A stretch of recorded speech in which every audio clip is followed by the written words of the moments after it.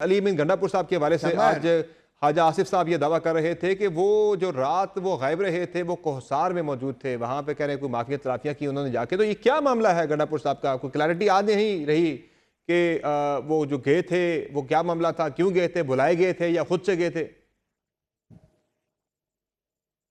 देखिए, पहले तो ये है कि समर, अगर किसी चीज को स्पॉइलर करना हो ना तो ख्वाजा आसिफ जैसे बंदों को बीच में बिठा दो।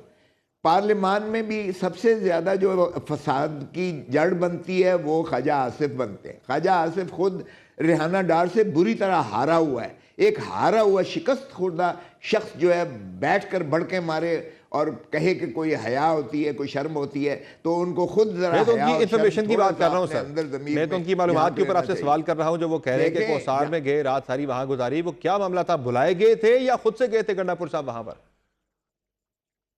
देखें, उनकी पहले भी बतौर चीफ मिनिस्टर के उनका इंटरेक्शन रहता है।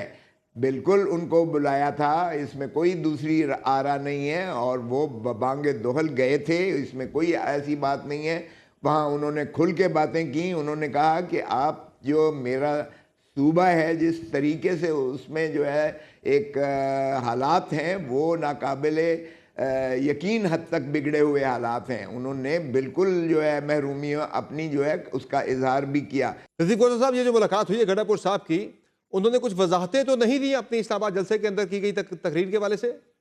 देखें, उनकी तकरीर के हम पूरी पार्टी उनके पीछे खड़ी हुई है बशमूल इमरान खान के। मामला उससे आगे बढ़ गया है। वो तो अब खैबर पख्तूनख्वा की तरफ से अफगानिस्तान के साथ मुज़ाकरात की बातें कर रहे हैं कि वो कह रहे हैं कि हम सूबे के बिहाफ पे डील करेंगे सारे मामला को अफगानिस्तान के साथ। तो ये नहीं कर सकते, ये तो बहुत अच्छा कर रहे हैं। प्रेरोगेटिव है। क्या कर रहे हो यार, क्या कर रहे हो भाई? देखो समर, वो आधा जो है खानबादा इस तरफ है, आधा खानबादा उस तरफ है।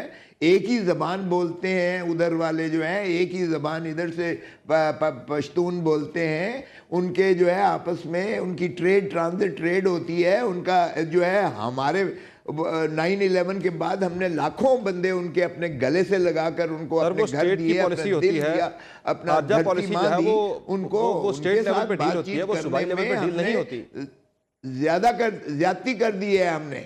पाकिस्तान की इस हुकूमत ने जो कुछ हशर किया है, बजाय इसके कि उनको गले लगा के उनको जो है सपोर्ट देते, उनको साथ लेकर चलते, उल्टा हिंदुस्तान का असर उधर ज्यादा होना शुरू हो गया।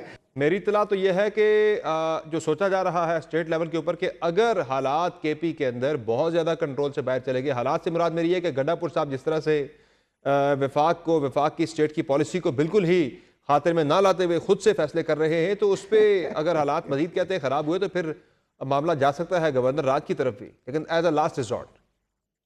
अरे बाबा, पहले कौन सा कमी हो चुकी है? आप मुझे बताएं कि वो धमकी देता है कि इस सूबे में आके दिखाए, उसको फलां जगह रोक लेंगे। आप एक चीफ मिनिस्टर, एक सूबे के चीफ मिनिस्टर को धमकी देते हो कि आप पाकिस्तान के किसी और हिस्से में आकर देखें। तो ये मुझे बताएं, क्या ये ख्वाजा आसिफ की और ये वजीर दिफा की ये जेब देता है उसको कहना कि वो वजीर आला को जो है एक सूबे के कहे कि आप दूसरे सूबे में आकर दिखाओ, हम पता नहीं क्या करेंगे आपके साथ। तो जब ऐसी जबानें आप इस्तेमाल करोगे तो आप नफरतें जो है पैदा कर रहे हो। आप इस बहुत शुक्रिया लतीफ़ खोसा साहब, आपने प्रोग्राम में ज्वाइन किया। नाज़रीन, आप गुफ्तगू सुन रहे थे पाकिस्तान तहरीक इंसाफ के सीनियर रहनुमा लतीफ़ खोसा साहब के, जिनका कहना है कि किसी भी तरह का आईनी पैकेज अगर आता है तो उससे तहरीक इंसाफ सपोर्ट नहीं करेगी, उसकी भरपूर मुखालफत की जाएगी। अली मीन गंडापुर ने जो तकरीर की, पूरी तहरीक इंसाफ उसके पीछे खड़ी है।